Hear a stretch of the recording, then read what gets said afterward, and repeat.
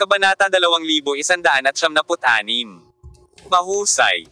Tinabi ng isang pulis. Si Zhang Wusheng, lalaki, 43 taong gulang ngayong taon, ay isang driver ng mock truck na pag-aari ng isang kumpanya ng transportasyon sa ilalim ng kumpanya ng munisipyo. Ang kanyang propesyon ay isang driver. Tumanggo si Su Rui, bahagyang nanliit ang kanyang mga mata. Oo, isang matandang driver na may 25 taong karanasan sa pagmamaneho, hindi pa siya na-aksidente sa mga taong ito. May pahiwatig ng pagkagulat. Bueno. Sa katunayan, sa nakalipas na 25 taon, ligtas siyang nagmamaneho. At iningatan pa niya ang record ng kumpanya ng transportasyong iyon. Sa edad na 3, hindi siya na-aksidente sa nakalipas na 25 taon, kaya paano siya lasing sa pagmamaneho? Paano mangyayari ang ganitong seryosong pag-crash? Kung hindi ito sinasadya, hinding-hindi ito paniniwalaan ni Su Rui. Ayon sa monitoring, bago ang impact, bagamat mabilis ang takbo ng taong ito, napaka-stable. Ibig sabihin, nasa conscious state siya that time. Mabilis si Su Rui. Pagpasok sa video ng pagsubaybay, sinuri niya. At narito ang punto ng pagbabago. Pinindot niya ang mouse at nag-freeze ang screen. Doon nagsimulang bumilis ang mock truck. Sa di kalayuan ng video, makikita rin ang BMW sedan na sinasakyan ni Hitian niya. Sa oras na ito, binuksan na ni Hitian niya ang pinto ng kotse gamit ang isang kamay. Sa oras na iyon, walang nakapansin ng anumang kakaiba tungkol sa accelerating mock truck. Mahirap, pinaikit ni Su Rui ang kanyang mga mata. Tinalaba sila ng mga pinuno at miyembro ng pamilya ng driver na naging sanhi ng aksidente. Have them all? Gusto mo silang makita? Kita mo? Tanong ng pulis. Okay, magkita tayo. Sabi ni Su Rui at tumayo. Sa sandaling ito, tumunog ang cellphone ni Ye Binglan. Tiningnan niya ang numero at nakakunot ang noo niyang sinagot. Okay, pinuno, naiintindihan ko, malalaman ko ang tungkol sa bagay na ito, sabi ni Ye Binglan. Pagkatapos ibaba ang telepono, tumingin si Ye Binglan kay Su Rui at walang magawang sinabi, nagsimula na ang pamilya Bai na dumaan sa high-level na ruta at nagdiin kay Director Luo. Bahagyang ngumiti si Su Rui, ngumiti siya. Ano ang iyong saloobin, Director Luo? Siyempre hindi naniniwala si Direk Luo na ginawa mo ito, ngunit iginigiit ito ng pamilya Bai. Medyo nagalit si Ye Binglan. Kung magpapatuloy sila ng ganito, kailangan kong maghinala na sila mismo ang gumawa nito. Malinaw, labis na nalungkot si Ye Binglan nang makitang binuhusan ng iba ng maruming tubig ang kanyang kapatid ng ganito. Ikinaway ni Su Rui ang kanyang kamay na may bahagyang ngiti. Sa harap ng katotohanan, lahat ng paninirang puri ay mahina. Siya at si Ye Binglan ay pumunta sa reception room at nakita ang driver na naging sanhi ng aksidente, ilang leader at kasamahan ni Zhang Wusheng. Hiwalay tayo magtanong, halika isa-isa, sabi ni Su Rui. Tumanggo si Ye Binglan at dinala ang isang vice-presidente ng kumpanya ng transportasyon sa katabing silid. Kumusta ang buhay ni Zhang Wusheng? Nanguna si Su Rui sa pagtatanong sa isang driver ng team na sinasabing matalik na kaibigan ni Zhang Wusheng. Ito ay tunay na totoo, at wala akong anumang intensyon. Tinabi ng tsuper. Madalas kaming bumababa ng sasakyan, at alam namin ang punto. Sa tingin mo, normal lang ba ang nangyaring crash ngayong gabi? Matalim na tanong ni Su Rui. Hindi normal. Napakadirekta ng mga salita ng driver. Hindi siya marunong uminom at magmaneho. At hindi niya sinasadyang matamaan ang sinuman. Bagamat simple at tapat si Zhang Wusheng. Napakalinaw ng kanyang isip sa mga kritikal na sandali. Maaari siyang uminom ng mas maraming alak hanggat gusto niya.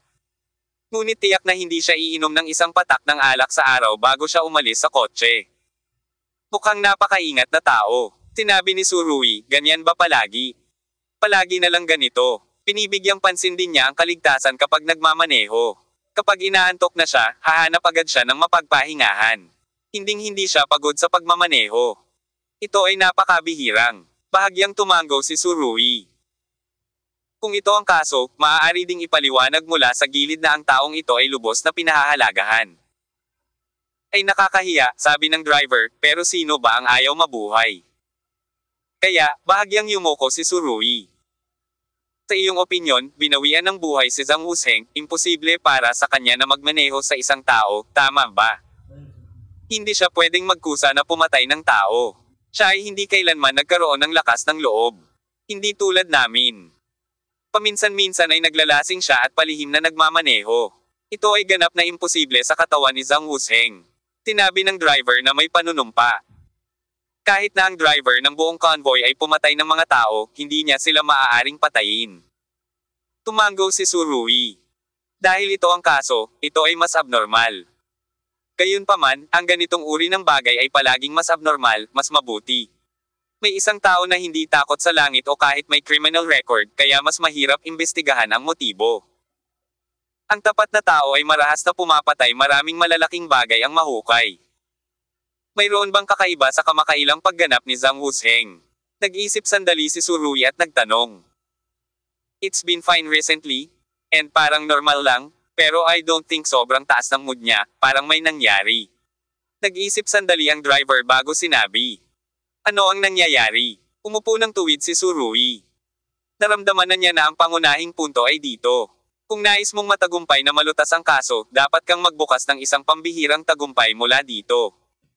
Wala akong masyadong alam. Maraming salita si Zhang Wusheng sa kanyang puso. Bagamat kadalasan ay may magandang relasyon siya. Bihira siyang humingi ng tulong sa iba kapag nahihirapan siya. Bagamat nararamdaman namin na may mali. Hindi ko rin naisip iyon. Bumantong hininga ang driver, sinong mag-aakala na ang mga bagay ay umunlad hanggang sa puntong ito, kung alam ko. Hindi mo kasalanan. Alam ni Su Rui na pinag-uusapan ito ng kasamahang ito. Wala siyang may tanong kaya binitawan niya ito. Nakaupo sa sofa at tahimik na nag-iisip sa loob ng 2 minuto, tinawag ni Su Rui si Ye Binglan. Makipag-ugnayan sa ospital at suriin ang kamakailang mga medikal na record ni Zhang Wusheng. Sige. Hindi na nagtanong pa si Ye Binglan, at agad itong inayos. Pinaikit ni Su Rui ang kanyang mga mata, kumikislap ang kanyang mga mata, ano ang dahilan para handang pumatay ang isang tapat na tao. Pagkatapos ng kalahating oras, bumalik si Ye Binglan na may hawak na ulat. Ito ang ulat ng inspeksyon na inilipat mula sa Ninghai 3rd Hospital. Dumating si Zhang Wusheng 1 linggo ang nakalipas. Ibinigay ni Ye Binglan ang ulat kay Su Rui at idinagdag. Ninghai 3rd Hospital, may isa pang pangalan. Bago niya tapusin ang kanyang mga salita, sinamantala ni Su Rui ang pagkakataon upang kunin ang usapan. Well, ito ay tinatawag na Ninghai Cancer Hospital. Ospital ng kanser sa Ninghai. Advanced na gastric cancer. Tumingin si Su Rui sa ulat ng inspeksyon ng ikatlong ospital na may time na ekspresyon. Si Zhang Wusheng ay may advanced na gastric cancer. Itong lalaking ito na 43 years old pa lang ay umabot na sa katapusan ng kanyang buhay. Hindi kaya naramdaman niyang wala ng pag-asa ang buhay, kaya nagmaneho siya sa isang tao at kinuha ang sarili niyang buhay. Ang kadahilan ng ito ay maaari lamang linlanggan ng mga tagalabas, ngunit hindi makumbinsi si Su Rui Ye Binglan na asul. So, obvious na hindi na bago ang episode na ito. Tumayo si Su Rui, na may malamig na pagkinang sa kanyang mga mata. Gusto ko talagang malaman kung gaano kalaki ang ibinigay sa kanya ng mga tao sa likod ng mga eksena para maging handa siyang iwan ang kanyang asawa at mga anak para pumatay ng iba. Malinaw, ang kakayahan ni Su Rui na sabihin ang mga ganoong salita ay walang alinlangan na nagpapakita na ito ay isang by-murder case. Tinabi ni Ye Binglan. Lahat ng mga bangko ng Zhang Wusheng's The Card ay na-check out namin lahat, at walang kinikita na nakredito. Kung walang papasok na pera, hindi makakagawa ng todo si Zhang Wusheng para pumatay ng tao. Tinabi ni Su Rui sa malalim na boses. Sa tingin ko ang taong nasa likod ng mga eksena ay malamang na pinili na ang layuning ito noon pa man at nangako na bibigyan siya ng isang halaga ng pera. Upang pagkamatay niya, ang kanyang asawa at mga anak ay mamuhay ng payapa. Mayroon akong advanced na gastric cancer. At maaaring hindi ako mabuhay ng matagal. Mas mabuting kunin ang pagkakataong ito para kumita at bigyan ng garantiya ang aking asawa at mga anak. Isa pa. Imposibleng maging ganito ang isang tapat na tao, baliw. Si Su Rui ay nagsabi ng isang salita ng mahina, at maaaring ito ang katotohanan ng bagay. Gayunpaman, kung hindi mo mahanap ang pera, hindi mo maaaring kwalipikado ang paghatol na ito. Tinabi ni Ye Binglan.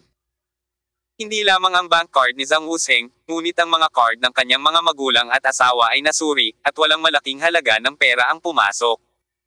Dalawang posibilidad. Sinabi ni Isurui. Ang isa ay ang pinakawalan ng kabilang partido ang kanyang mga kalapati. At ang isa pa ay ang taong nasa likod ng mga eksena ay maaaring nagbigay sa kanya ng malaking halaga ng pera, ngunit hindi ito inilipat sa pamamagitan ng kanyang bank card. Saan itatago ang pera? Hindi maiwasang magtanong ni Ye Binglan. Hayaan mo akong pumunta sa kanyang kasintahan. Mamantong hininga si Surui. Kahit kailan ay hindi niya ginustong harapin ang ganoong kalungkot na eksena, ngunit ngayon ay kailangan niyang magkusa na harapin ito. Umiiyak na ang asawa ni Zhang Wuseng, hindi napigilan ang sarili, patuloy itong humahagulgol. Umupo si Surui sa tapat ng kalahating oras bago siya kumalma ng kaunti. Imposible, hindi siya dapat pinatay ni Wuseng. Ito ay dapat na isang hindi pagkakaunawaan, ito ay isang hindi pagkakaunawaan, ang iyak ng asawa ni Zhang. Imposibleng 5 buhay ang pumatay ng tao. Naniniwala ako dito. Gayunpaman, dapat nating siyasatin ang mga katotohanan at gawing inosente ang isa sa 5 buhay. Ano sa tingin mo? Mitiig ang sabi ni Surui. Tumango ang asawa ni Zhang. Mayroon ba kayong ibang mga tirahan bukod sa ari-arian na kasalukuyan mong tinitirhan? Tanong ni Surui. Mayroon ding isang set ng mga maliliit na lahat ng pera na pinaghirapan ni Wuseng na ipon sa mga nakaraang taon. Sabi ng asawa ni Zhang. Sige, sabihin mo sa akin ang address. Pinaikit ni Surui ang kanyang mga mata. Si Zhang Wuseng ay mukhang masipag na tao. Hindi madaling iligtas ang 2 bahay sa Ninghay sa paglipas ng mga taon. Siyempre, bumili din siya ng bahay sa baba ng presyo ng bahay. Kung naghintay siya hanggang ngayon, ang presyo ng bahay ay bumasag sa langit at hindi niya ito kayang bayaran. Hanapin ang parehong mga bahay at mag-ingat. Ibinigay ni Surui ang address kay Ye Binglan. Ang kahusayan ng Ninghay Municipal Bureau ay napakataas. Makalipas ang kalahating oras, muling dumating ang magandang balita. Kuya, nahanap mo na. May dalang ilang kahon ng pulis sa likod ni Ye Binglan. Pagbukas niya, puro pera. Napakalakas ng visual impact na ito. Tanong ni Surui, magkano ang kabuuan? Kumawa ng kilo si Ye Binglan. Sa pagiging mahinahon ni Surui, hindi niya maiwasang huminga ng malalim sa sandaling ito, at pagkatapos ay sinabing, mahusay. Chapter 2197. Target mo ako. 10 milyon. Gumamit ng 10 milyon para bilhin ang buhay ni Hitian niya. Napakagandang trabaho. Para sa mga ordinaryong tao, ang 10 milyong yuan na ito ay simpleng pera na hindi nila inaasahan na kikitain sa ilang buhay. Kahit na si Zhang Wuseng ay may 2 maliit na bahay sa Ninghay, magiging mahirap para sa kanya na hindi mag-alaw sa pera. Higit pa rito, namamatay na siyang tao. Kahit anong gawin niya o hindi, hindi siya mabubuhay ng matagal. Kung gusto niyang mag-iwan ng pera para sa kanyang asawa at mga anak, ito ang tanging paraan. Isang tanong na lang ang natitira. Pumikit si Surui at umiling. Sino ang messenger behind the scenes? Kami ang pagsubaybay ng komunidad ay tinawag na.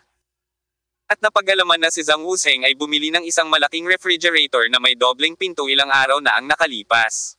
Tinala ni Ye Binglan si Surui sa computer. Itinuro ang screen, at sinabing, sinala namin na ang pera ay nakatago sa refrigerator na ito ay ipinadala sa isang carton na kahon. Ang Zhang Wuseng na ito ay isang matapat na lalaki. Hindi niya akalain na kung siya ay namatay. At ang kanyang asawa ay nakakita ng ganoong kalaking pera. Tiyak na tatawag siya kaagad ng pulis. Huwag kang maglakas loob na gumalaw. Umiling si Surui. At pagkatapos ng ilang simpleng pakikipag-usap sa asawa ng kabilang partido, masasabi niya kung anong klaseng tao siya. Ang lalaking tumulong sa paghahatid ng refrigerator ay nakasuot ng sombrero at maskara at hindi masabi. Sinabi ni Ye Binglan. Ang tanging paraan upang mahanap siya ay sa pamamagitan ng pagsubaybay, ngunit ito ay napakatagal at maaaring hindi epektibo. Wala nang mas mahusay na paraan ngayon. Tumango si Surui. Sa sandaling ito, muling sinagot ni Ye Binglan ang telepono. Okay, Direk Luo. Nakikita ko. Walang magawang sabi ni Ye Binglan, at ibinaba ang telepono. May gulo na naman. Napangiti si Surui, nahulaan na niya ang nangyari. Na-pressure si Direk Luo, pero tiniyak niya sa iyo na kaya niyang dalhin ang lahat ng kaya niya. Sinabi ni Ye Binglan. Ngunit, naiintindihan ko na dapat ihanda ako ni Luo Feiliang sa pag-iisip. Marahan na ba maantong hininga si Surui? Kung tutuusin, hindi ibang tao ang muntik ng mapatay sa pagkakataong ito, kundi ang anak ng ikatlong tiyuhin ng pamilya Bai. Kaya, sabi ni Luoju, maaaring may investigasyon sa iyo, ngunit ito ay lampas sa saklaw ng gawain ng Ninghay Municipal Bureau, sabi ni Ye Binglan. Mabait si Surui kay Luo Feiliang. Siguradong tutulungan siya ng huli na makayanan ng pressure. Baka kung isa pa siyang direktor dito, matagal na siyang tinatawag na cooperating with the investigation, sa pangalan na cooperating with the investigation. Ang Surui ay nasa ilalim ng kontrol. Tila ang mga bagay ay patuloy na nagbabago sa isang mas masamang direksyon. Kung ang kaso ay hindi malulutas sa isang araw, ang kawalang kasalanan ni Surui ay hindi malilinas sa isang araw. Napakalaki talaga ng hukay na ito. Kuya, medyo nag-aalala ako. Sabi ni Ye Binglan, hindi niya mapigil ang hawakan ng kamay ni Surui. Huwag kang mag-alala. Wala akong ginawa. Mabibigyan pa ba nila ako ng sombrero para bilhin ang mamamatay tao? Tinapik ni Surui si Ye Binglan sa balikat na may bakas ng simpatiya sa kanyang mga mata na may kalmadong ngiti. Sa walang dahilan, biglang naantig ang puso ni Ye Binglan matapos makita ang ngiti ni Surui. Ang hindi maipaliwanag na emosyon na ito ay nagparamdam sa kanya na parang nabara ang kanyang lalamunan at mga mata, at agad na namula ang kanyang mga mata. Bakit ka umiiyak? Iniunat ni Surui ang kanyang kamay at pinunasan ang mga luha ni Ye Binglan. Kapatid mo, marami na akong pinagdaanan, ano ang kahulugan ng nangyayari ngayon? Nag-aalala pa rin ako. Kapatid mo, hindi ba ako pwedeng lumabas? Tumango si Ye Binglan. Talagang nag-aalala siya. Marahil. Sa iba, maaaring makaramdam ng inosente si Surui. Pagkatapos ay magiging maayos ang lahat. Dahil hindi siya pumatay ng mga tao. Paano siya mali? Gayunpaman, si Ye Binglan ay lumaki sa isang maharlikang pamilya sa kabisera mula noong siya ay bata pa, at nakita na niya ang sitwasyong ito ng sobra. Paano kung gagawin ang investigasyon, ang lahat ng ebidensya ay tumuturo kay Surui? Walang nakakaalam kung mangyayari ito.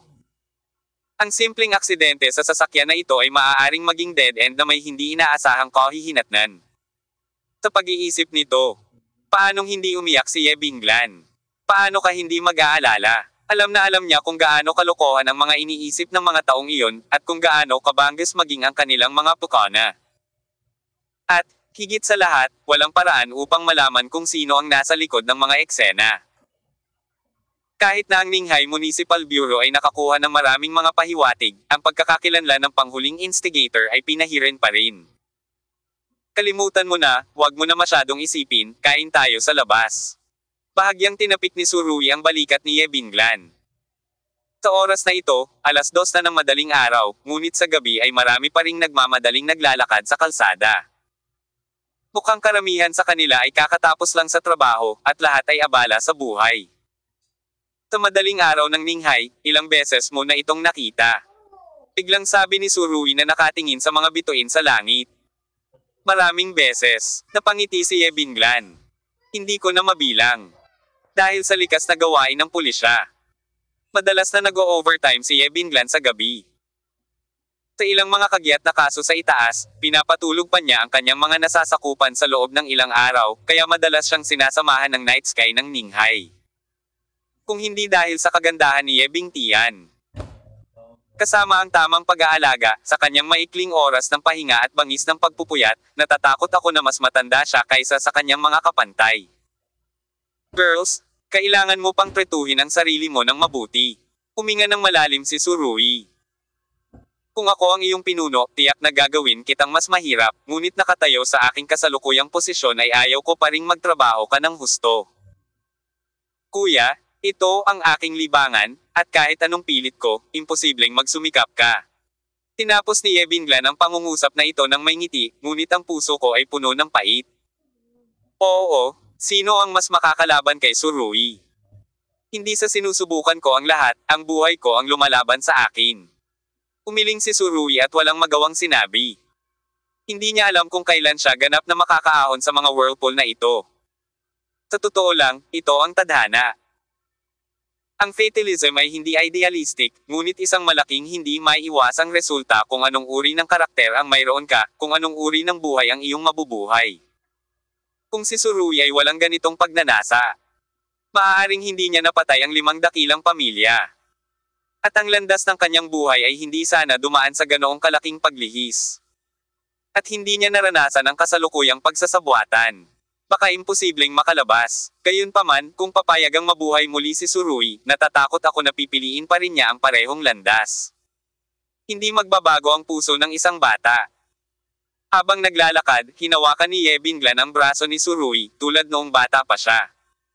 Anong kakainin natin? Hindi maiwasang magtanong ni Ye Binglan. Gumawa tayo ng mga tuhog. Nagulat si Ye Binglan sa mungkahi ni Tsurugi. Sige, sinabi ni Ye Binglan, maaari akong uminom ng beer kasama mo. 2 tao ang dumating sa isang skewer bar na bukas gabi na at kumain ng maraming skewer. Sa proseso, hindi nila tinalakay ang kaso. Ang dapat dumating ay palaging darating. Busog na ako. Makalipas ang 1 oras, tinapik ni Ye Binglan ang kanyang tiyan, at marami nang nakain na mga skewer sa kanyang harapan. Bihira siyang bumitaw sa pagkain ng ganito, ngunit sa ilang kadahilanan, gusto na ngayon ni Ye Binglan na kumain ng masarap kasama si Tsurugi. Ito ay hindi dahil sa gana, ngunit dahil sa isang hindi maipaliwanag na emosyon. Kaagad pagkatapos, muling tumunog ang telepono ni Ye Binglan. Binglan, nasaan ka? Muling tumawag si Luo Feiliang. Director Luo, kami, sumulyap si Ye Binglan kay Tsurugi nang hindi malay, isang hindi kasiya siyang pakiramdam ang damaloy sa kanyang puso. Sabihin mo sa akin ang lokasyon, nagmamadaling sabi ni Luo Feiliang. Bihira na makita ang dating National Security Director ng Major Crimes na mukhang sabik na sabik. Sinabi lang ni Ye Binglan ang isang address, at sumagot siya ng, malapit na, at pagkatapos ay ibinaba ang telepono sa isang iglap. Kuya, hindi maganda ang pakiramdam ko. Nag-aalalang tumingin si Ye Binglan kay Tsurugi. Magpapalakas ba ang pamilya Bai? Lahat ng ito, oras na para magtanim, kung hindi samantalahin ng pamilya Bai ang pagkakataong lumaban, hindi ito ang pamilyang Bai. Tumiti si Tsurugi at tumingin kay Ye Binglan. Hindi mo ba naisip na kung makaligtaan mo ang nayong ito, hindi mo magkakaroon ng tindahang ito? Matapos mawala ang kasalukuyang pagkakataon, magiging mahirap para sa pamilya Bai na bumalik. Naningkit ang mga mata ni Ye Binglan. Lalong nararamdaman ko na ginawa ito ng pamilya Bai, sila ang pinakamalaking benepisyaryo. Mali, bahagyang umiling si Tsurugi. Walang sino man sa pamilya Bai ang nangahas na sumulat sa katawan ni hitian niya. Alam ng lahat ang kanyang pagkakakilanlan. At alam ng lahat ang kahihinatnan ng paghipo sa taong ito. Ang kailangan ngayon ng pamilya Bai ay isang sagot na maaaring kumbansihin ang lahat, at ngayon, ako ang sagot na iyon. Nasa tabi niya si Tsurugi nang mangyari ang pag-crash, at muntik nang mapatay si hitian niya. Siguradong hindi ito kumikilos. Kaya, sino pa ang gumawa nito? Malinaw na nakatutok ang pamilya Bai kay Tsurugi. At alam mismo ni Tsurugi na siya ang pinakamalaking sospek, ngunit ang kanyang utak ay nasa leeg ng ibang tao, kaya hindi niya makontrol ang pag-iisip ng ibang tao. Kinagat ni Ye Binglan ang kanyang labi at sinabing, kung gusto ng pamilya Bai na huwag pansinin ang mga katotohanan at pilitin kang i-target, tiyak na hindi ko sila pababayaan. Walang awa ang tono ni Ye Binglan. Nang makita ang kanyang hitsura, tumawa si Tsurugi, pagkatapos ay inabot at hinaplos ang buhok ni Ye Binglan. Ang sarap talaga ng pakiramdam na ito ng inaalagaan, di ba? Ang anak ng ikatlong tiyuhin ng pamilya Bai ay muntik ng mapatay, na sapat na upang magdulot ng lindol sa isang partikular na panloob na bilog ng kabisera. Ang pamilya Bai ay hindi partikular na komportable sa Ninghay Municipal Bureau. Na pamilyar sa Tsurugi. Sa makatuwid, ayon sa hatol ni Tsurugi, malapit nang dumating ang isang pangkat ng investigasyon mula sa kabisera upang kunin ang kaso. Mahuhulaan din ito ni Ye Binglan. Ngunit wala siyang magawa kundi ang magalit. Kapag ang pangkat ng pagsisiyasat ay dumating dito at hilingin na ipasa ang kaso sa kabuuan. Marahil ay dadalhin ang mga bagay patungo sa landas na ganap na hindi pabor kay Tsurugi. Makalipas ang 10 minuto, may dumating na sasakyan ng pulis sa pinangyarihan.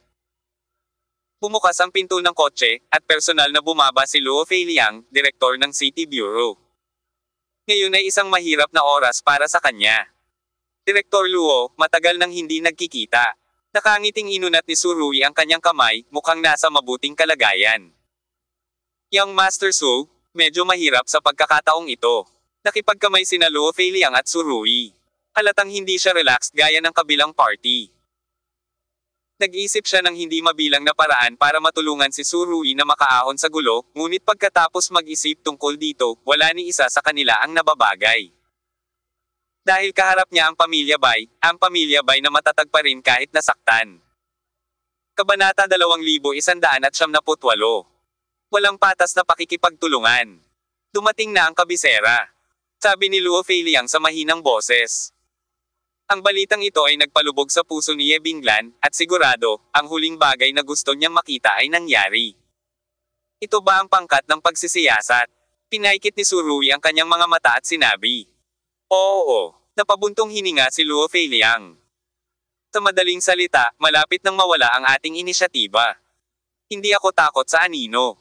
Ngumisi si Surui. Nag-aalala pa ba ako na baka maghukay ng butas ang kaaway at mailibing ako ng buhay? Oo, sa pagkakataong ito ay ginamit ni Surui ang salitang, kaaway. Hindi masamang ilibing ng buhay, ngunit mahirap ilibing ng buhay, sabi ni Luo Feiliang. Kailan sila dumating dito? Tanong ni Surui. Dapat makarating ito sa Ninghai sa loob ng 1 oras. Ang lahat ng mga tauhan ay pansamantalang ipinadala. Tigang Luofeng ang taong namamahala sa pangkat ng pagsisiyasat na ito. Ang tatlong simplen. Pangungusap ni Luo Feiliang ay nagpahayag ng 3 mahahalagang impormasyon. Pinaikit ni Surui ang kanyang mga mata, habang galit na sinabi ni Ye Binglan, halatang nananakot ito, mga tao. Ang reaksyon ng Pamilya Bai ay hindi kasiya siya. Hindi rin nila alam kung sino ang mamamatay tao. Ngunit nagawa nilang samantalahin ang pagkakataong magtapon ng maruming tubig kay Surui. Paano ito makaligtaan ng mga taong ito? Sa sobrang pagsupil ni Surui, ang Pamilya Bai ay makakahanap na ng puwang para sa paghihiganti. Galit na galit si Ye Binglan, at may dahilan. Sa totoo lang, ang Ninghai City ang kakayahan ng bureau ay napakalakas. At ang detection rate ng mga kasong kriminal ay palaging nangunguna sa bansa. Gayunpaman, sa ilalim ng gayong mga kalagayan, ang kabilang partido ay kailangang pansamantalang magtalaga ng mga tauhan upang bumuo ng isang espesyal na task force na nagpapakita na hindi sila nagtitiwala sa Ninghai Municipal Bureau. Maging ito ay lohikal o negosyo, ang pagtatatag ng task force na ito ay ganap na hindi makatwiran. Bilang karagdagan, ang 2 pangungusap ng kabanata ni Luo Feiliang ay nagpapahiwatig ng isang mas kritikal na issue, iyon ay ang task force ay itinatag sa pamamagitan ng pag-recruit ng mga tao. Ang mga taong ito ba ay na-recruit mula sa mga crony ng Pamilya Bai? Lahat ba ay para sa pag-target kay Surui? Malamang. Pagkatapos ng lahat, kung nais mong magawa ang isang bagay ng mahusay, ito ay pinaka-epektibong magtipon ng mga taong may parehong layunin. Makatitiyak pa nga si Ye Binglan na ang ad hoc task force na ito ay hindi magkakaroon ng hindi magkatugmang mga boses o hindi pagkakasundo. Tiyak na itutuon nila ang lahat ng kanilang atensyon kay Surui. Ang 3 impormasyon ng kabanata na inihayag ni Luo Feiliang ay isang personal na pangalan. Ang pinuno ng task force, si Gang Luofeng. Sa pangalan pa lamang, mahuhusgahan na ang taong ito ay kabilang sa Pamilya Gang ang kaaway ni Surui. Ang Pamilya Gang ay medyo maraming pulis. Ngunit sa pagkakataong ito ang Pamilya Bai ay hindi nagpakita, ngunit hayaan ng Pamilya Gang ang unang ibon. Kailangan kong sabihin na ito ay napakamakabuluhan din. Sa kaso na sina Gang Qiujian at Gang Xia daw ay parehong nabasag sa buhangin. Ang Pamilya Gang ay halos walang magagamit. Ang Gang Luofeng na ito ay talagang pangalawang henerasyon ng pamilya. Ang tahanan ay isang huling paraan. Ano ang pinagmulan nitong Gang Luofeng? Hindi ko pa ito narinig dati, tanong ni Surui. Ito ay kalahati ng ikalawang henerasyon ng Pamilya Gang. Si Luo Feiliang ay ipinanganak sa National Security Crime Division. Alam niya ang lahat tungkol sa kapital. At alam niya ang maraming sikreto na hindi alam ng iba. Kalahati ng ikalawang henerasyon, ano ang ibig mong sabihin? Pinaikit ni Surui ang kanyang mga mata. Ang illegitimate child, sinabi ni Luo Feiliang. Ang anak sa labas ng matandang lalaki ng Pamilya Gang ay sinasabing ang batang ipinanganak sa isang bituin ng taon. Parang hindi siya masyadong sikat noon. Ngumiti si Surui, wala siyang uri ng kaba na dapat ay mayroon siya bago ang digmaan. Totoo naman, pero medyo malakas pa rin ang kakayahan niya. Ngayong wala na ang Pamilya Gang, inilabas siya sa kanto. Mahina ang boses ni Luo Feiliang. Ngunit ang taong ito ay palaging napakababa. Kaya naman, wala akong paraan para husgahan ang pagkatao niya. Anong uri ng tao ang taong ito? Makikita mo pagkatapos makilala siya. Kinawian ni Surui ang kanyang kamay. Bagaman ang pamamahala ng pamilya Gang ay magulo, ang taong ito na maaaring itulak palabas sa oras na ito upang ibalik ang tubig ay tiyak na hindi magiging mahina. Pagkatapos ng isang paghinto, nagpatuloy si Surui. At, naniniwala ako sa pangitain ng pamilya Bai. Tinamaan si hitian niya. At pinipili ng pamilya Bai ang taong namamahala sa pangkat ng pagsisiyasat. Kaya kailangan nilang pumili ng isa na magiging mahirap para kay Surui na harapin, kung hindi, ang magandang pagkakataon ay mawawala ng walang kabuluhan. Nagdemand ba ang investigation team sa iyo? Nakangiting sabi ni Surui, parang hindi naman masama ang mood niya. Oo, tumango si Luo Feiliang. Taglit siyang nag-alinlangan, at nang magsasalita na sana siya, nagkusa si Surui na sabihin. Alam ko, dapat hiniling ng mga taong ito na kontrolin mo muna ako, tama ba? Ang orihinal na mga salita ay mas masahol pa kaysa doon. Talagang tumawa rin si Luo Feiliang. Nang makitang nasa mabuting kalagayan ng pag-iisip si Surui, lubos siyang na-relieve. Bastos, naikuyom ni Ye Binglan ang kanyang mga kamao. Binglan, hindi mo kailangang magalit, ganito sana ako kung ako ang nasa kabilang posisyon. Maginhawang sinabi ni Surui. Siyempre, maaaring kailanganin mong makipagtulungan sa kabilang partido upang malutas ang kaso sa susunod. Yung mga spoiler. Galit na sinabi ni Ye Binglan, kung patuloy tayong mag-iimbestiga, maaaring hindi magtatagal upang malutas ang kaso, ngunit ngayon, wala na sa ating kontrol ang lahat. Pamantong hininga si Luo Feiliang. Pumalik ka ngayon at ibigay ang lahat ng materyales sa kanila. Tinatimad akong makipagtulungan sa mga taong ito, sabi ni Ye Binglan. Kung hindi ka makikipagtulungan, kailangan mong makipagtulungan. Huwag kang mahuli ng iba sa usaping ito, lalo pa itong mahihirapan. Sabi ni Luo Feiliang. Tumango rin si Surui. Pagamat hindi pa niya nakikita ang tinatawag na investigation team, nahulaan na niya ang ugali ng mga ito. Sa oras na ito, gagawa sila ng malaking kaguluhan. Sa makatuwid. Tinisikap pa rin ni Ye Binglan na huwag sumalungat sa mga taong ito. Siyempre. Ito ay limitado lamang kay Ye Binglan, ayaw ni Surui na maapektuhan ang kanyang sariling mga gawain ang kinabukasan ng kanyang kapatid. Okay, pwede mo na akong ibalik. Nakangiting sabi ni Surui, ayokong magkaaway kayo dahil sa akin. Nang makita si Surui na may ngiti sa kanyang mukha, bahagyang nabawasan ang pag-aalala ni Ye Binglan, ngunit sinabi pa rin niya, Kuya, dapat kang mag-ingat. Huwag kang mag-alala, walang mapipilit na gawin ako. Mga bagay na ayaw mong gawin. Bagamat napakagaan ng tono ni Surui, mayroong walang kapantay na pagtitiwala dito. Sige, sakay na tayo sa kotse.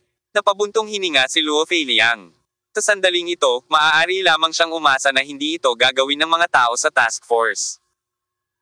Ang pangkat ng investigasyon ay dumiretso sa Ninghay Municipal Bureau, at si Luo Feiliang, ang direktor, ay naghihintay na sa gate.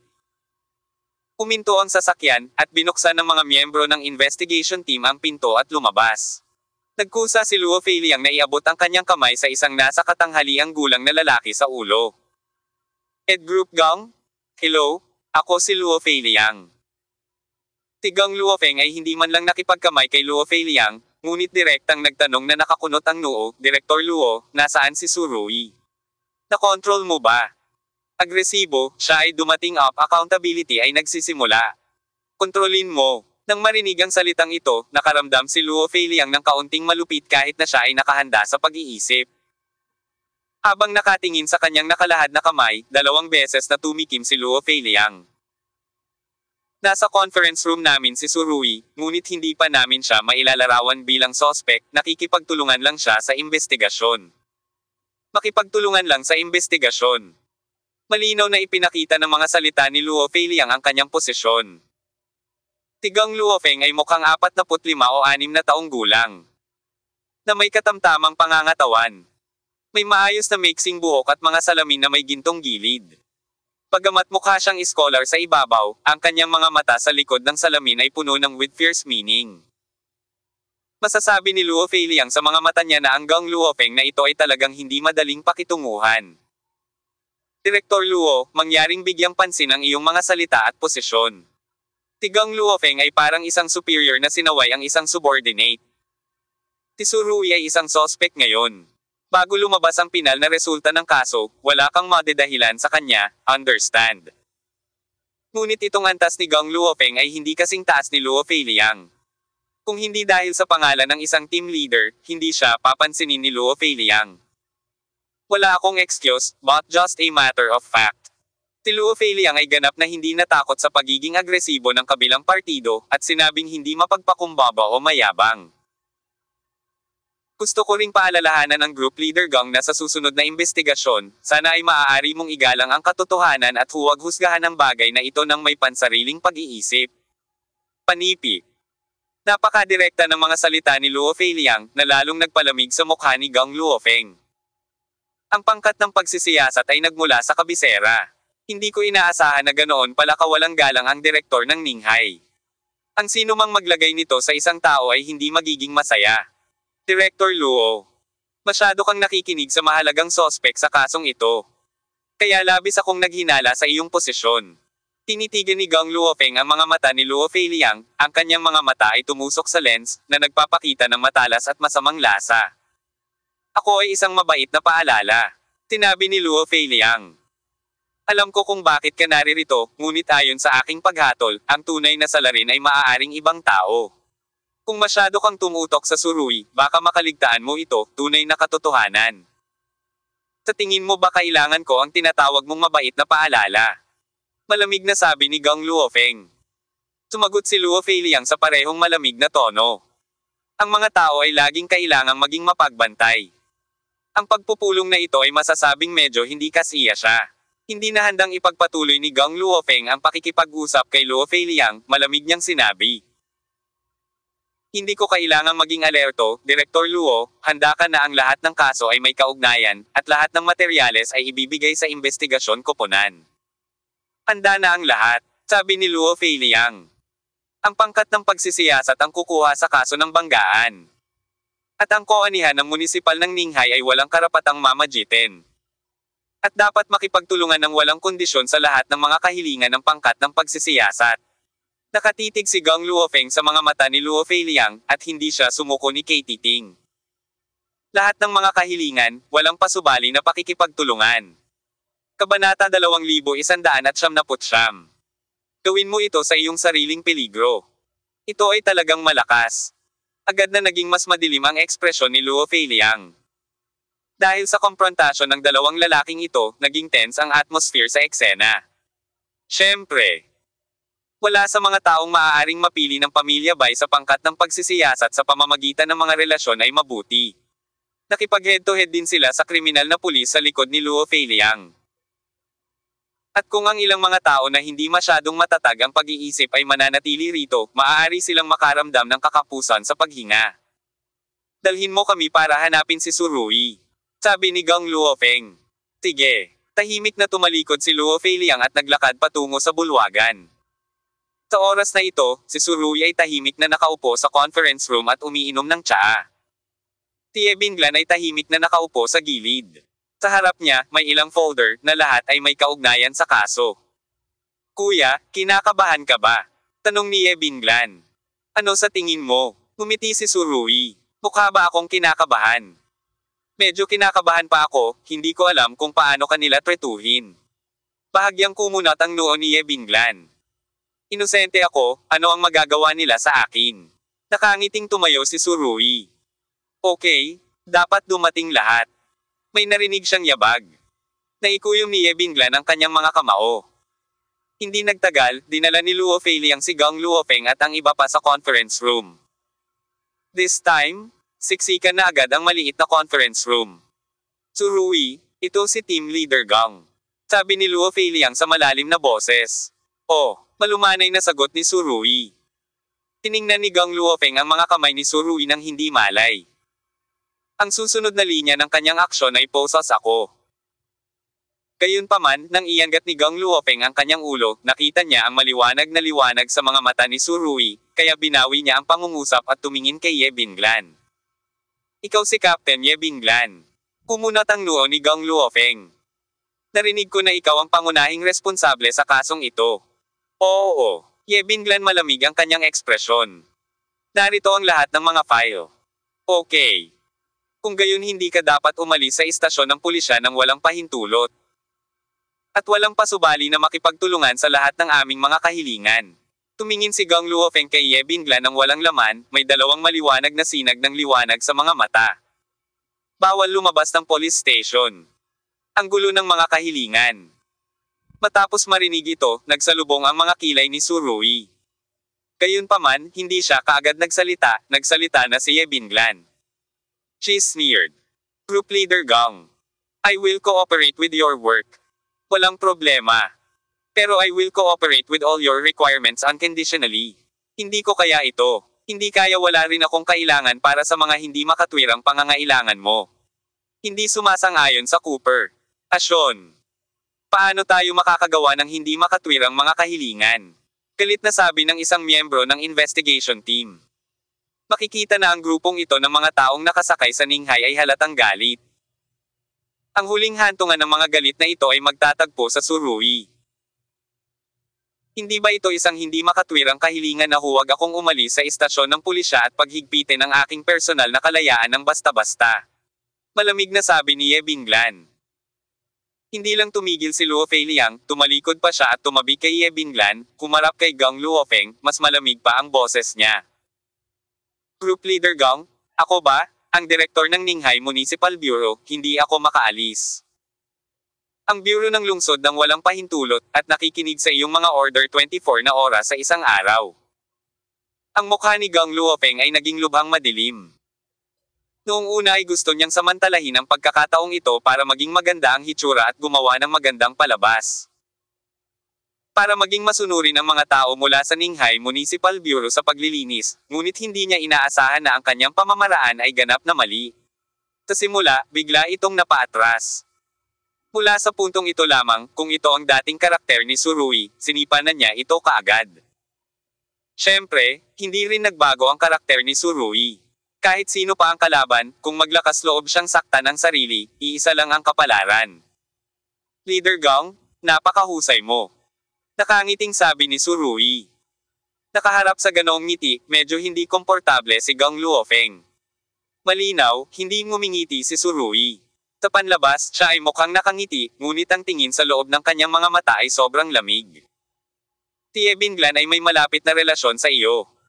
At ngayon na ikaw ay isang pangunahing sospek sa kasong ito. Kung gayon si Ye Binglan ay hindi rin makakaalis at dapat makipagtulungan sa investigasyon, kung hindi, huminto si Gang Luofeng, pagkatapos ay nagpatuloy. Kung hindi, mayroon akong lahat ng karapatang ipalagay na ang iyong mga hinala ay pinalala. Naghihinala ka kay Binglan, hindi ba? Sumimangot si Surui, at muling nagunat. Itiyan niya still you are in the hospital for rescue, and you all came here in a hurry. Instead of looking for the real culprit, you are busy eliminating dissidents. You are really ambitious. Panipi. Ang mapanuksong tingin ni Surui ay nakatusok. Nasaktan ang nerbiyos ng lahat. Sino ang sinasabi mo tungkol sa pag-alis ng mga dissident? Mas malamig ang boses ni Gang Luofeng. Ikaw lang ang sinasabi ko. Ikinalat ni Surui ang kanyang mga kamay at nakangiting sinabi. Maaari mong tanggihan ito, ngunit paano nabuo ang iyong pangkat ng pagsisiyasat? Alam mo na, ang mga salita ni Surui ay halatang pumasok sa puso ng lahat, at ang kanilang mga mukha ay puno ng galit. At ngayon, ang mga taong ito ay maaari lamang gumamit ng galit upang pagtakpan ang ilang madilim ngunit kilalang relasyon. Ang tinatawag na gustong magtago ay wala ng iba pa. Pansamantalang pinili ang mga taong ito upang bumuo ng pangkat ng pagsisiyasat. Malinaw. Ang network ng Pamilya Bay na nagkakaisa sa ilang malalaking pamilya ay gumaganap ng isang papel. Ang lakas na lihim nilang naipon sa mga nakaraang taon ay sa wakas ay mabubunyag sa pagkakataong ito. Bukha. Hindi banggitin ang anupaman, sa napakaikling yugto ng panahon, medyo mahirap pumili ng mga taong may pamilya upang bumuo ng pangkat ng pagsisiyasat na ito. Ang kapangyarihan ng mga aristokratikong pamilyang ito ay nakatago sa halos lahat ng oras. Kung talagang darating ito sa isang kritikal na sandali. Maraming mga manunood ang lubos na magpapahalaga sa isang pangungusap, iyon ay manipis ang isang patay na kamelyo ay mas malaki kaysa sa isang kabayo. Sabi ko may master ka, hindi mo ba inaamin? Malamig na sabi ni Surui. Mag-ingat ka, kakasuhan kita ng paninirang puri. Tinitigan ni Gang Luofeng si Surui. Siya ay naninirahan sa sulok ng pamilya ni Gang bilang isang anak sa labas nitong mga nakaraang taon. Wala siyang magagamit sa kanyang mga kakayahan. Ngunit nalinang niya ang maraming puot.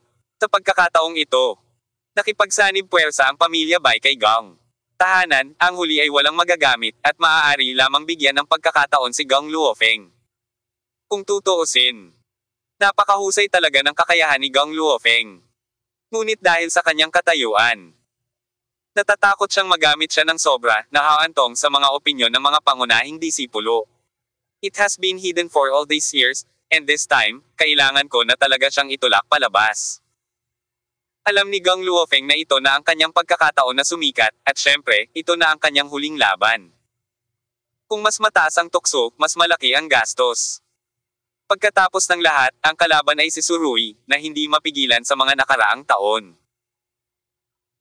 Gayunpaman, kung manalo siya, maaaring makatuwirang maging opisyal na tagapagmana ng pamilya Gang si Gang Luofeng, at walang gustong makipagkompetensya sa kanya.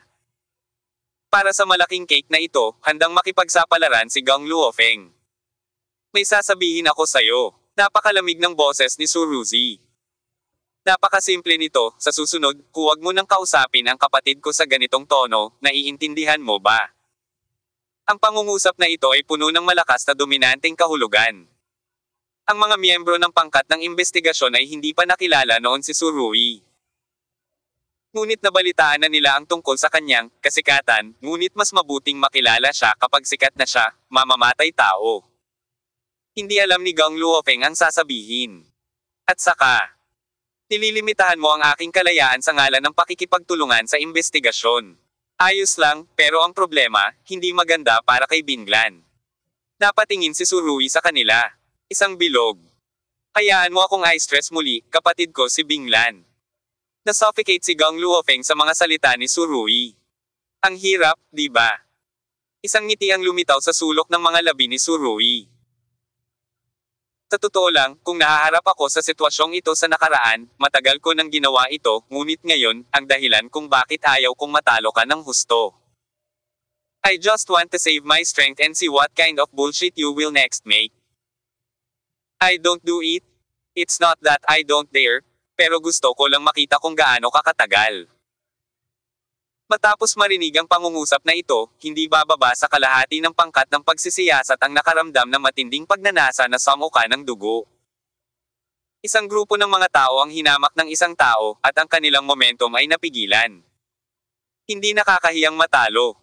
Surui, binabalaan kita, huwag masyadong lumayo.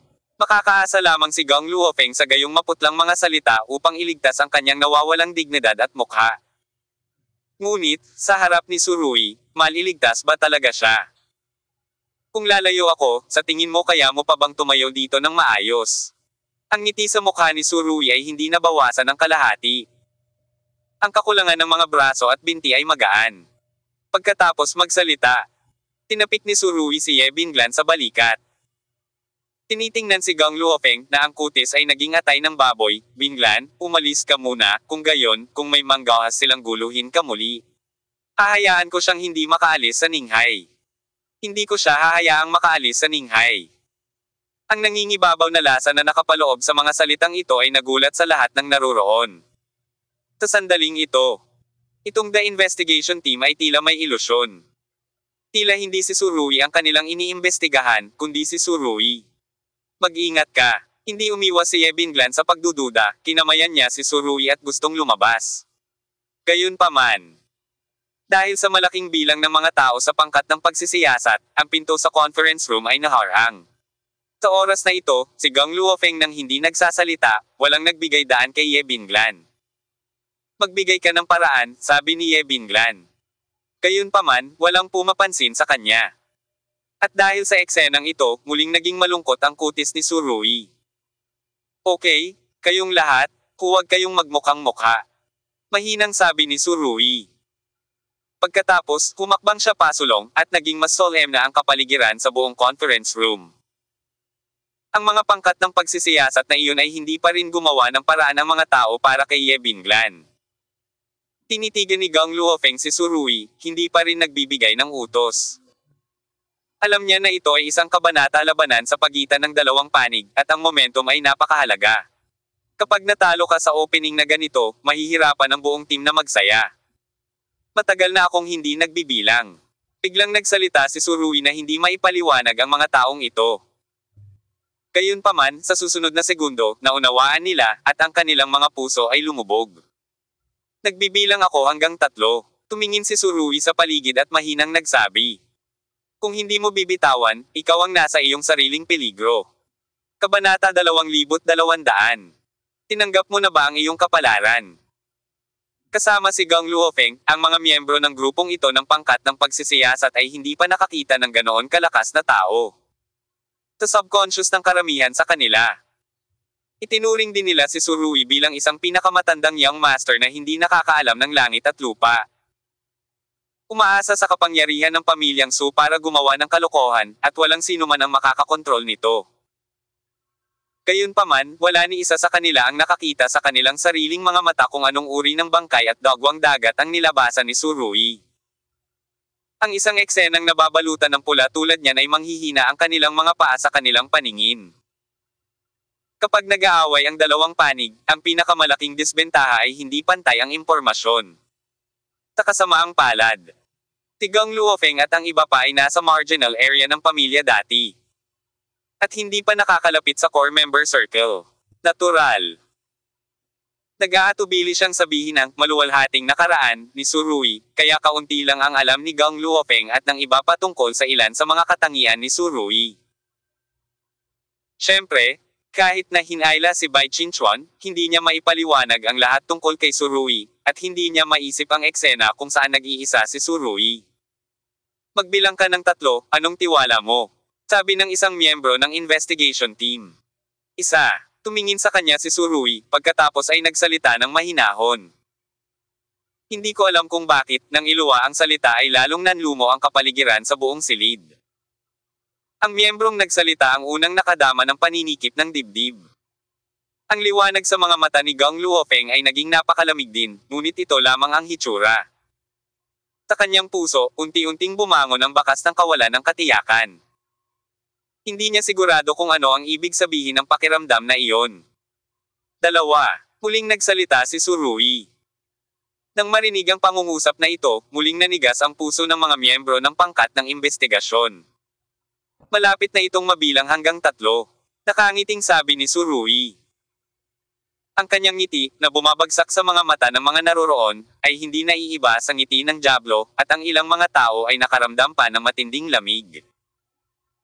Iyon ay isang uri ng sipon na dumiretso sa kaluluwa, at hindi kayang labanan ito ng kahit anong damit na may cotton padded.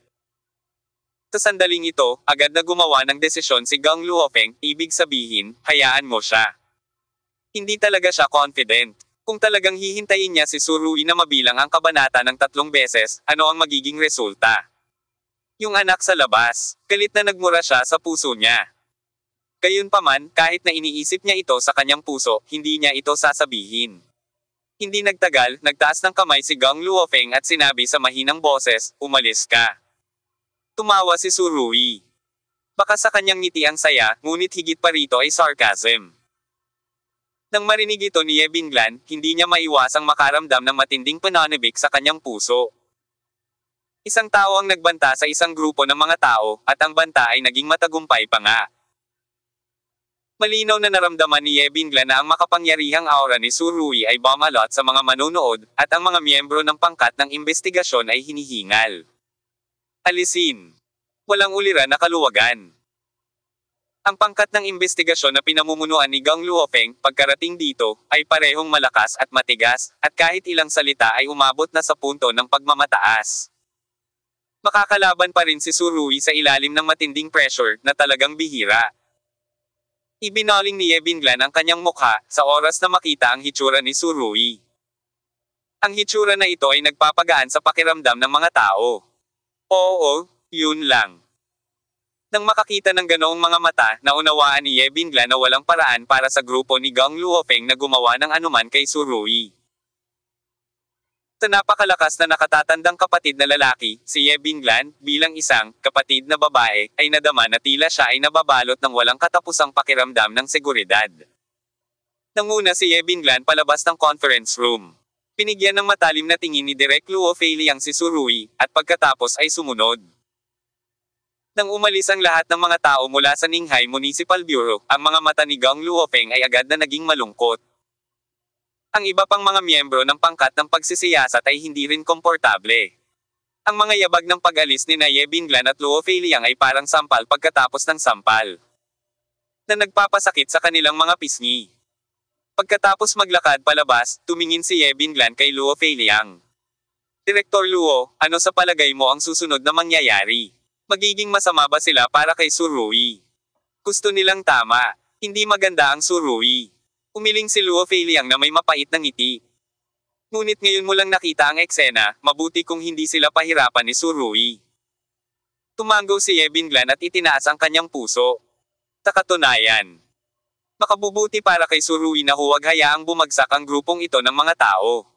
Kung sisimulan ni Gang Luofeng ang kanyang trabaho ng hakbang-hakbang, hindi niya gugustuhin na makakuha ng anumang kalamangan mula sa Su Rui kung ano ang pinakamahusay sa Su Rui ay labagin ang mga patakaran. Walang gustong magpa-pressure sa ulo niya. Isang grupo ng mga duwag. Sabi ni Su Rui na may bahagyang ngiti. Duwag. Isang grupo pa rin. Nang marinig ang mga salita ni Su Rui, ang mukha ni Gang Luofeng ay malungkot na parang tutulo na ang tubig. Sa simula pa lang, gusto na nilang bigyan ng malakas na pressure si Su Rui, ngunit hindi nila inaasahan na ganoon kalakas ang kakayahan ng huli na labanan ng pressure, at nang bumawi sila, pinahiya pa nila sila. Huwag tingnan ang nakangiting mukha ni Su Rui ngayon. Tila hindi siya nakakapinsala sa mga tao at hayop. Ngunit ang paraan ng pagbabante ng lalaking ito na, magbilang ng 3, ngayon lang ay talagang nagdudulot ng isang uri ng nakakatakot na pakiramdam sa lahat. Pumunta ka sa interrogation room, sabi ni Gang Luofeng. Noong una ay gusto niyang makipagtulungan si Ye Binglan bilang kinatawan ng Ninghai Municipal Bureau. Ngunit ngayon ay tila hindi na siya mangangahas na tawagan pa si Ye Binglan, kung sakaling mabaliw si Su Rui dahil dito, ang mga resulta ay maaaring malaki. Ayon sa hula ni Gang Luofeng, hindi dapat maging mahirap ang paghaharap kay Su Rui. Sa kanyang opinyon, ang bagay na ito ay dapat na ginawa ni Su Rui bukod sa kanyang bakasyon kasama si hitian niya. Sino pa kaya ang matutularan mo itong pangahas na lalaki, maglakas loob na makipagkulitin sa young master ng puting pamilya? Sa paunang pananaw na ito, nadama ni Gang Luofeng na ang lahat ng ito ay dapat na napakasimple. Hanggat gumugugol siya ng oras kasama si Su Rui at ubusin siya upang magtapat. Kung gayon ang bagay na ito ay maaaring matagumpay na makumplito, at maaari rin niyang itatag ang kanyang sarili. Isang mabigat na kredito. Gayunpaman, ngayon lang nangyari ang sitwasyon, at biglang nawala ng tiwala si Gang Luofeng. Si Su Rui ay isang taong hindi mahilig maglaro ng baraha ayon sa sentido komon. Alam ni Gang Luofeng na dapat niyang baguhin ang kanyang paraan ng pagtugon. Bakit pumunta sa interrogation room? Bahagyang kumunat ang noo ni Su Rui. Paumanhin, hindi ako interesado sa ganoong uri ng lugar, sa tingin ko personal na magandang makipag-chat sa conference room na ito. Oo. Sino ang gustong makipag-chat sa iyo? Kami ay interogasyon. Pagtatanong sa suspect, tigaw ulit ng isa sa mga miyembro ng investigation team. Ngunit sa sumunod na segundo, humakbang pasulong si Su Rui at lumapit sa taong ito. Naiinis ako kapag tinuturo ako ng mga tao ng ganito, at hindi ko alam kung bakit. Pinanangkitin ni Su Rui ang miyembro ng pangkat ng pagsisiyasat, ang kanyang mga mata ay malamig na kumikislap. Ang paggalang sa isa't isa, ano sa palagay mo? Ano ang gusto mong gawin? Gusto mo bang maging laban sa akin? Ang miyembro ng pangkat ng investigasyon ay tinitigan ni Su Rui. At isang pakiramdam ng takot ay likas na bumuho sa kanyang puso. Napatras siya ng isang hakbang. Bago gumawa ng anuman, pinakamabuting isipin ang mga kahihinatnan. Hinayaan ko lang na magkaroon ka ng alaala, anong mga kahihinatnan ang kailangan mong isipin. Sabi, hinawakan ng kamay ni Su Rui ang likod ng upuan, kinuha ang upuan, at pagkatapos ay ibinaba ito ng malakas. Agad namang yumuko ang miyembro ng investigation team at niyakap ang kanyang mga paa. Napakasakit ng mukha niya na halos ma-deform ang mukha niya. Tinamaan nito ang kanyang daliri sa paa. Bagamat hiwalay ang mga leather na sapatos, malinaw pa rin na nararamdaman ng mga miyembro ng investigation team ang sakit. Ang sakit ay hindi maipaliwanag, at ito ay nagpanginag sa kanyang kaluluwa. Lahat sila ay nagsasabi na ang mga daliri ay konektado sa puso, at ang parehong naaangkop sa mga daliri ng paa. "You dare to be so open?" Tinakpin ng miyembro ng investigation team na ito ang kanyang mga paa, "Ang masakit na kalahati ng katawan ko ay manhid na. Iniinsulto mo pa rin ako ng lantaran. Kaya hindi mo ako papayagang lumaban. Mayroon bang anumang bagay sa mundong ito kung saan pinapayagan ka lamang na tamaan ang mga tao? At ang iba ay hindi pinapayagan na tamaan ka." Malamig na ngumiti si Surui. Gumagalaw pa rin ang kanyang mga kamay. Dahil pilit na inigalaw ng miyembro ng investigation team ang mga binti ng upuan, ngunit kahit anong pilit niya ay hindi niya maigalaw ang mga binti ng upuan, kalahating minuto. Habang ang mga kamay ni Surui ay patuloy na tumataas, ang mga miyembro ng pangkat ng investigasyon ay nararamdaman na ang kanilang mga daliri sa paa ay malapit ng mabasag. "Umalis ka sa daan." Lumapit si Gang Luofeng sa stool ng baril. Hindi lang siya. Isang grupo ng mga miyembro ng pangkat ng pagsisiyasat ang humihila ng dumi o nagtutulak kay Surui. Gayunpaman, sa kabila ng paghila at paghila na ito, maaari pa ring panatilihin ni Surui ang kahit kaunting galaw. "Okay, tapos ka na ba?" Namula si Gang Luofeng at sinigawan si Surui. "Sige, sinasabi ko pa rin, alaala na lang." Pagkasabi ni Surui, inihagis niya ang upuan sa isang tabi. At ang miyembro ng pangkat ng investigasyon ay bumagsak sa lupa habang nakaakbay ang mga paa. Sa sobrang sakit ay hindi na siya makatayo. "I-record namin lahat ng ginawa mo." Itinuro ni Gang Luofeng ang recorder sa tabi niya. "Mahal mo si Lulo, hindi mahalaga." Ngumisi si Surui at ipinalakpak ang kanyang mga kamay, pagkatapos ay sinabi, "Susunod, maaari nating pag-usapan ang kaso." Ang silid ng interogasyon. Sinabi ni Gang Luofeng, dapat pumunta sa silid ng interogasyon.